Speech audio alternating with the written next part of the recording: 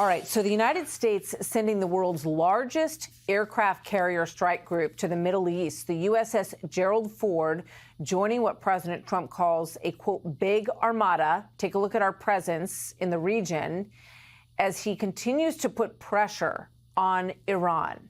This is a look at the Navy ships that are already assembled there, and it is an impressive armada, as the president calls it. He has warned Iran that it is time to cut a deal, stop their Iranian nuclear program, weapons program, or he says it will be, quote, quite traumatic, very traumatic. Senior White House correspondent Jackie Heinrich reporting live from the North Lawn. Jackie, you've got these negotiations going on, and then you have the presence, this huge military presence to back it up.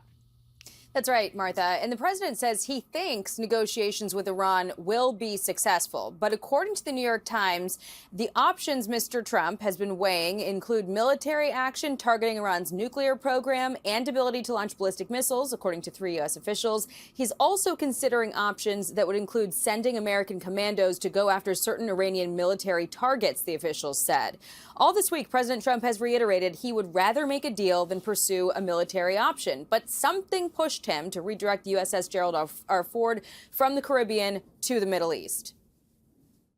The second aircraft carrier that you decided to send, talk about why you made that choice. Well, in case we don't make a deal, we'll need it. If we don't have a deal, we'll need it. If we have a deal, we could cut it short. It'll be leaving very soon. We have one out there that just arrived. If we need it, we have it ready. A very big force. It'll take about a week for the USS Gerald R. Ford to reach the Middle East when it leaves Venezuela. Today at Fort Bragg, the president honored the special forces who helped capture Maduro there. Now, Israeli Prime Minister Benjamin Netanyahu has made no secret that he doubts very much that Iran can be trusted to make a deal. But President Trump has also faced criticism over his decision to work with Venezuela's interim government after capturing Maduro, which he says is going very well. Martha. Moments ago, President Trump spoke to reporters as he departed Fort Bragg. Let's listen.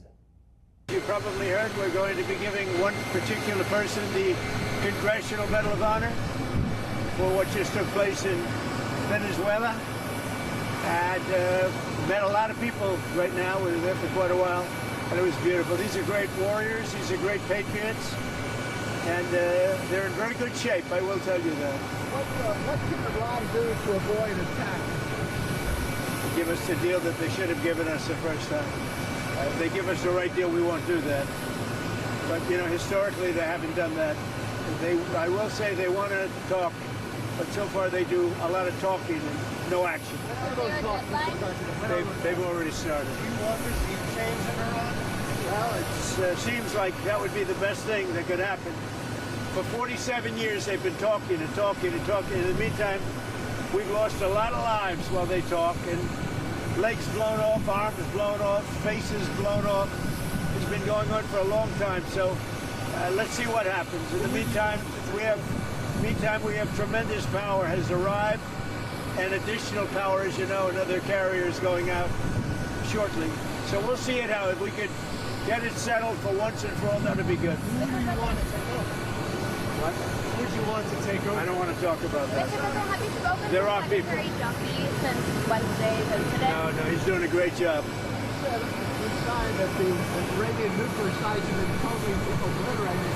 What's left to go after? Well, you could get whatever the dust is down there. That's really the least of the mission. If we do it, that would be the least of the mission. But we, probably grab whatever's left. It has been obliterated, as you know. Would you have anything less than zero nuclear enrichment? We don't want any enrichment. We don't want enrichment. Thank you very much, everybody. Now, President Trump ramping up pressure on Iran for a nuclear deal, surging military assets to the Middle East, and sending a strong warning to Tehran today. How confident are you that our negotiations with Iran will be successful? I think they'll be successful, and if they're not, it's going to be a bad day for Iran. Very bad. Bring in Hugh Hewitt, Fox News contributor and host of the Hugh Hewitt Show. He writes in his latest piece on FoxNews.com that President Trump's next move in Iran could be, quote, the most important decision of his presidency. Hugh, thanks for being with us. Thank you for hanging with us through the president's speech as well. You'd originally been scheduled in our last hour. I want to expand just a little bit on your op-ed because you say this. Trump could be remembered as the man who brought help to the Iranian people after nearly 50 years of fanatical dictatorship and secured America from an unfolding threat, or as the president who backed down more spectacularly than any president before him. You say that he's got a big choice here. The president has remarked that it's time for new leadership in Iran, but I think there's a real concern about what might fill the power vacuum if the regime were to fall. Well, there is, John. Good afternoon. I don't think it can get worse than a regime that murders 35 to 40,000 of its people in the streets last month. President Trump's laid down a lot of red lines around Iran. Yesterday, he said extreme trauma if they don't strike a deal. Now, it's possible even for tyrants to capitulate. Gaddafi did that to George W. Bush in late 2003, 2004. You'll remember after we successfully invaded Iraq, got up to Baghdad, Gaddafi called up and said, come get my Scuds, come get my nukes, come get my chemical weapons of mass destruction. And we did. He totally disarmed. He stayed in power for a few more years, but he totally disarmed. So it's possible that the Iranians would capitulate. But yesterday, the president, on the follow-up question, after he said they'll suffer extreme trauma if they don't strike a deal, he was asked, when? He said, oh, a month or so. So I think we've got a time frame now, and the Ford is on its way. It'll take about 1-2 weeks for the Ford to get there, or a few days to get comfortable on station. And that's more firepower than I've seen assembled since 2003 for the invasion of Iraq. Mm-hmm. And I think the president, what he just said down there at Fort Bragg, was just another message to Iran. Our military can go anywhere and get anything done that it wants to. I think he's going to drop the dime on the Iranians unless they totally capitulate to the missiles, abject support of terrorist groups around the world, stop killing your people, and, of course, anything left of the nuclear program that was obliterated. They might even be facing the discombobulator, John. Yeah. Well, judging by reports that I've heard out of Venezuela from people who are subject to the discombobulator, that's not something that you want to be subject to. I want to switch gears here with you, Hugh, to the Epstein files, because there's a very high profile casualty of those files. Axios writing, quote, Goldman Sachs top lawyer Catherine Rumler resigned Thursday night after her name appeared in Epstein files documents. A resignation announcement that's effective June 30th follows the release of files showing emails spanning several years from a Kathy Rumler, who referred to the disgraced late financier as, quote, Uncle Jeffrey. She was not only Goldman Sachs chief counsel, but she was deputy White House counsel in the Obama administration. And we think about the Epstein files and casualties, you would presume that it would be men who would be most vulnerable, not a woman. Well, the blast radius from the Epstein files just keeps getting bigger and bigger. Ms. Rumler is very accomplished. Not only was she White House counsel for President Obama, she was a partner at Latham & Watkins. After that, she'd been at Justice and AUSA. Very, very good lawyer. After she left the White House, though, she set up a white-collar criminal defense practice with Latham & Watkins, and Jeffrey Epstein sent her clients. And they developed a working relationship. It was professional, and she got gifts and clients from Epstein. She gave Epstein good spin advice. But it went all very bad when she got too chummy in these emails, when the emails were released. And I thought it was a bad idea at the time. Democrats pushed for it. I don't know who's going to end up with the most casualties because the emails are taking down people left, right, and center. You don't get close to a convicted sex felon. You don't help him with his spin, even if he sends you good clients. So Ms. Rumler is a very fine lawyer who had a very bad set of instincts regarding Mr. Epstein and whether or not she ought to be giving him advice. She wasn't his lawyer, but she gave him advice on how to spin his legal troubles in 2018, 2019, something like that. And finally, she said, for the better interest of Goldman Sachs, she did the right thing. She walked the plank. Always put your client in front of yourself. If you practice law, you know that. But I don't think she's going to be the last to go overboard because those emails are horrible. Right. You know, Michael LaRosa, who's familiar to many people in this program, put out on X that another Democrat bites the dust. How many more D's will be embarrassed, dragged through the mud, or declared guilty by association for pushing for these Epstein files to be released? Hugh, great to have you with us. As always, I hope you have a good weekend. We'll see you soon. You too, John. Thanks. Thank you. Senior White House correspondent Jackie Heinrich reports live from the North Lawn. Good evening, Jackie. Good evening, Brett. Tonight, President Trump is sounding irritated with Iran negotiations, saying they're doing a lot of talking, but no action. And he made clear he won't settle for anything less than zero nuclear enrichment, as he touted even more enormous firepower headed to the region. As he trekked to Fort Bragg to honor U.S. soldiers who helped capture Maduro, mixed messages from President Trump on Iran, indicating Friday morning negotiations are going well. I think they'll be successful. But welcoming the idea of regime change by afternoon. Do you want regime change in Iran? Well, it seems like that would be the best thing that could happen. All week, Trump has reiterated he'd rather make a deal than pursue military action, but nevertheless pulled the world's largest aircraft carrier, the USS Gerald R. Ford, from Venezuela to the Middle East. Well, in case we don't make a deal, we'll need it. According to the New York Times, the options Mr. Trump has been weighing include military action targeting Iran's nuclear program and ability to launch ballistic missiles, according to 3 U.S. officials. He's also considering options that would include sending American commandos to go after certain Iranian military targets. Trump says Iran's nuclear sites were obliterated by Operation Midnight Hammer, and the targets now would be different. Well, you could get whatever the dust is down there. That's really the least of the mission. Meantime, the administration's spotlighting good economic news. Prices rising less than expected in January, according to Friday's CPI report, with gasoline costs dipping and rental inflation easing. We saw annual core inflation at its lowest since 2021. We saw real wages increase by $1,400 for the average American worker. But cost of living remains high. Food prices still 2.9% higher than a year ago, despite a modest inflation pace of 0.2% last month. Although beef and veal prices declined 0.4%, they're still up 15% from last year. Overall, analysts say the trend is good. Poo-poo on all those people that said the tariffs are going to cause explosive inflation, all that stuff. In fact, it has done exactly the opposite because we've seen the pace come down. Now, January's inflation numbers come days after a better-than-expected jobs report showing unemployment ticked down to 4.3%. But the markets aren't pricing in another rate cut from the Federal Reserve until summertime. Fed watchers predicting that policymakers will hold rates steady at the Fed's March meeting, Brad. Jackie Heinrich live on the North Lawn. The big question tonight is a U.S. attack on Iran imminent?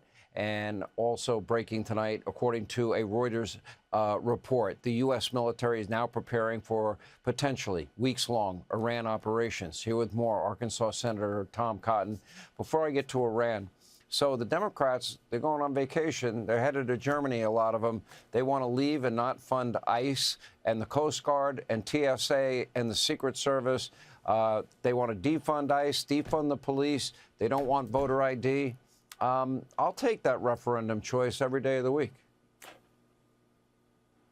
Yeah, Sean, it's just a reminder of how deeply, deeply opposed Democrats are to the deportation of illegal aliens.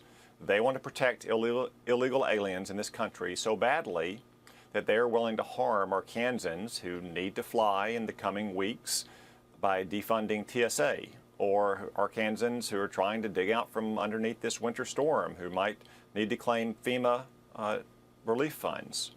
They want to withhold paychecks from our Coast Guardsmen who are protecting our shores from drug cartels or protecting our friends and our Navy assets in the Persian Gulf. That's how much they are committed to defunding the immigration police and protecting illegal aliens. Republicans in the Senate, and we need one more Republican, and I hope we get that soon. They need to force the Democrats to do a real filibuster on the issue of the SAVE Act, and I hope they get that done, and we'll see what happens when they get back from vacation.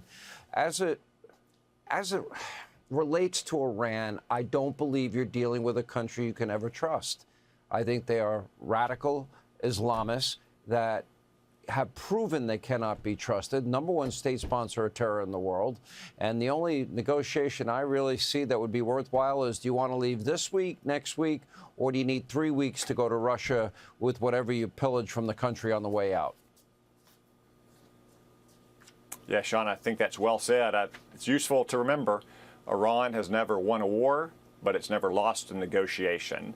Because Iran is not a normal nation. Iran is a revolutionary Islamist regime that has been exporting terror and bloodshed around the world for 47 years, most notably directed against the United States and Israel, which it still chants in the streets to this day are the Great Satan and the Little Satan. President Trump has been clear now for more than 5 years in office. We cannot allow them to have nuclear weapons. We cannot allow them to have ballistic missiles that can threaten us and our friends, and they have to stop supporting terrorism. The military is posturing itself right now to make sure that the president has options. So if there is going to be any kind of negotiated outcome, it's something that's negotiated from a position of strength. Not what Joe Biden and Barack Obama did, negotiate from a position of weakness and appease the Ayatollahs and pay them off to the tunes of billions of dollars. You would think by this point they might have learned something after Operation Midnight Hammer, but apparently they need another lesson, probably their final lesson. Senator Cotton, we appreciate you being with us tonight. Thank you. Four-star General Jack Keane. He is Fox News senior strategic analyst and chairman of the Institute for Study of War. So what do we gain out of the Gerald Ford steaming towards the Persian Gulf? Do you believe we need the two carriers there in order to effectively hit Iran? Yeah, absolutely. Well, for our audience to understand, when we did Midnight Hammer in support of Israel's 12-day war to take down Iran's nuclear enterprise, we had two carrier strike groups in the region at that time.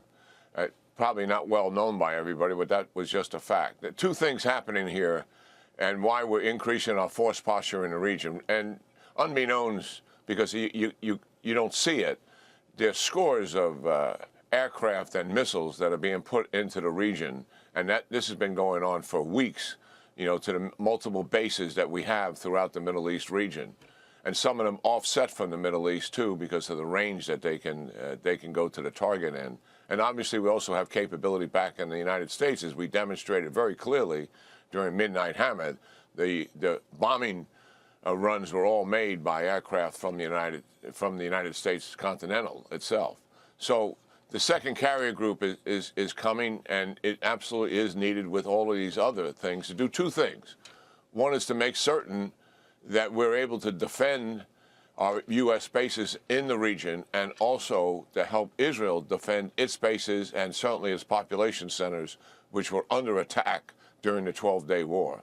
And then the second thing is to conduct a comprehensive offensive campaign that is quite comprehensive, not just against their offensive capability, which is thousands of missiles, launchers to support that, and drone storage sites, short-range rockets. These are the weapons that they will use to retaliate, and retaliate they will.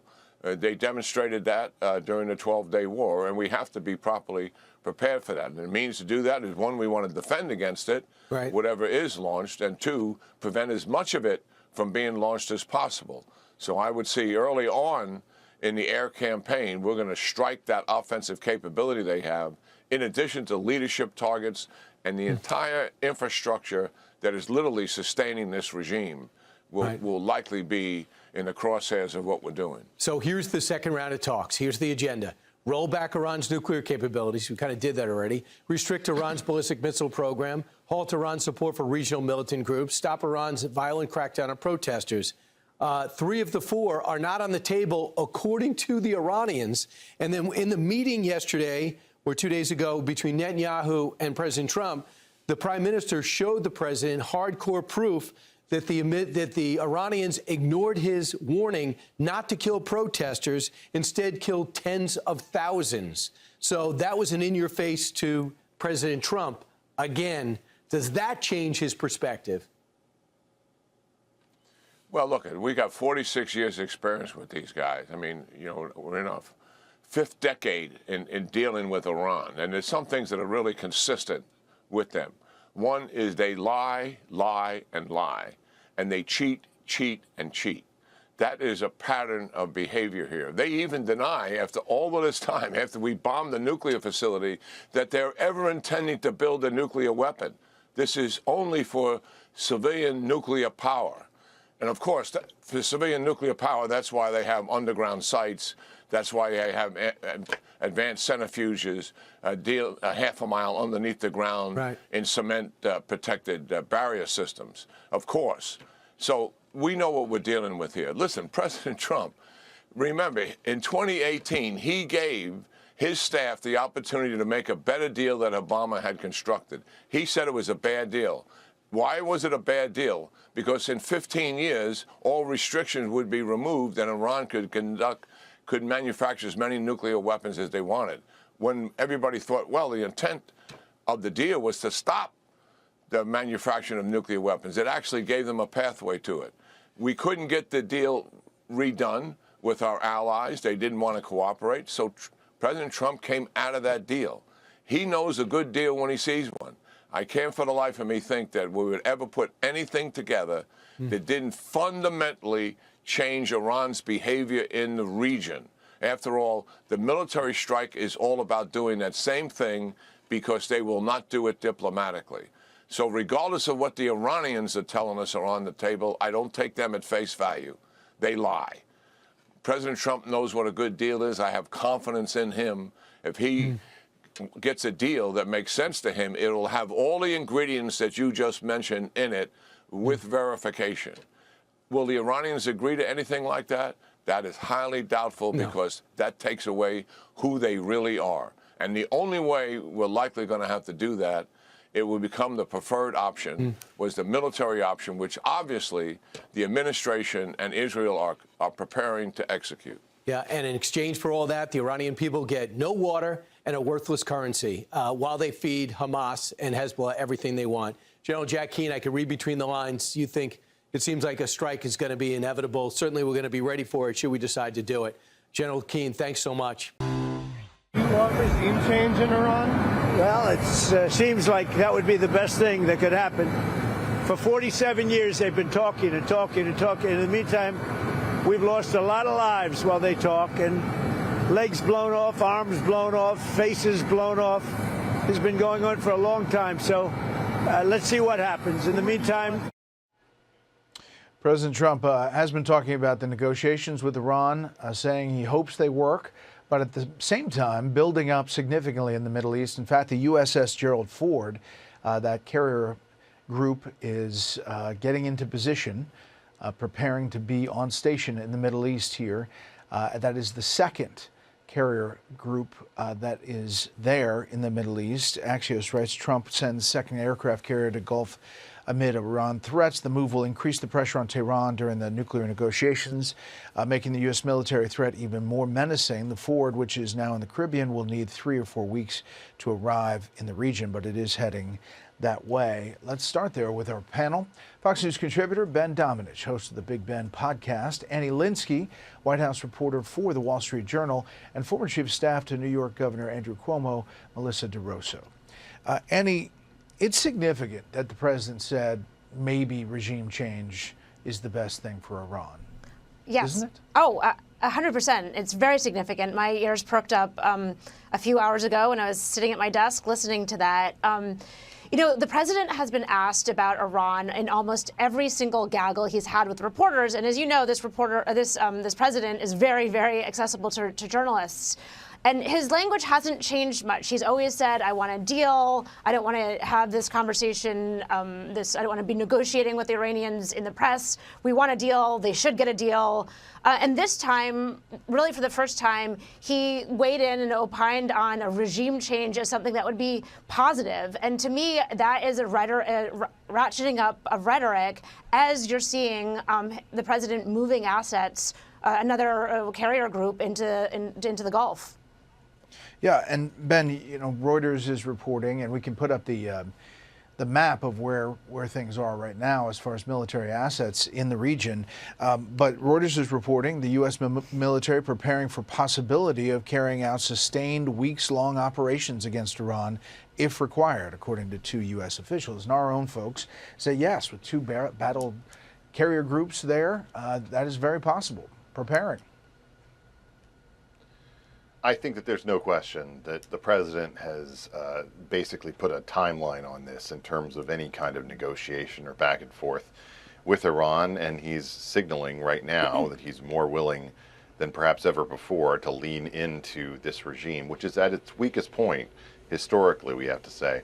The one thing that I think should bear some caution is that I'm not sure the president or his allies have made the case to the American people about what it would take to actually do this when it comes to Iran. It's not quite the same as some of the other strikes that he's taken out and some of the other expeditions that he's taken under his wing when it comes to foreign policy. And I think that there should be more investment from the American people when it comes to this type of conjecture about what he could possibly do in this situation.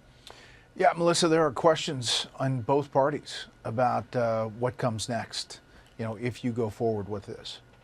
No, look, I think that the president has tried, for weeks on end to do this diplomatically, and he is demonstrating to the regime in the Middle East that he is serious and that he is making all of the moves that if he has to use force, he will not hesitate. And we've seen him not hesitate in other places. So I agree that he needs to be making this case to the American public if he is indeed going to use force, or else you're going to end up in a Venezuela situation where one morning the country wakes up and it's like whiplash and you have no idea how you got there. So if he's going to move forward and it looks more likely that he's going to do this, it would behoove him to lay the groundwork for the American public to get their buy-in, or else it may backfire on him, even if it is the right mission.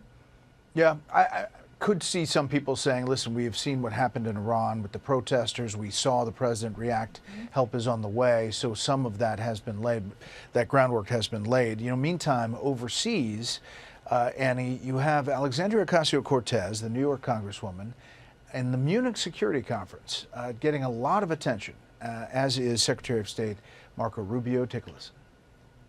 They are looking to withdraw the United States from the entire world so that we can turn into an age of authoritarians that can carve out the world where Donald Trump can command the Western Hemisphere. We live in a new era in geopolitics, and it's going to require all of us to sort of re-examine what that looks like and what our role is going to be. And we've had many of these conversations in private with many of our allies, and they are our allies. Washington Post writes it this way. Ocasio-Cortez Rubio offered dueling visions of the world order in Munich. Potential 2028 presidential candidates are expected to challenge Europe's ruling class in their own way as the Democratic and Republican establishments struggle to convince U.S. voters of their party's value on the world stage.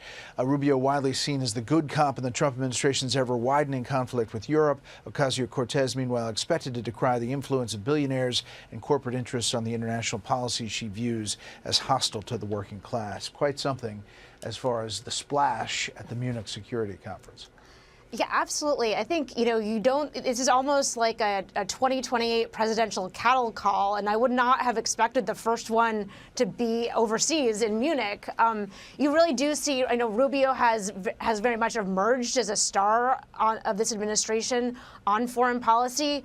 AOC is not somebody who's necessarily considered to have deep foreign policy views. This is a little surprising to see her stepping out in this way in Munich, but she's going to be continue to be a leader in the party, and I think maybe this is sort of a trial run for her. She'll be a factor. We'll see. All right, let's do winners and losers. Ben, winner first, loser next. My winner for the week is Roger Goodell. Expand the international game with his halftime show. More international games than ever, and a win against the NFLPA.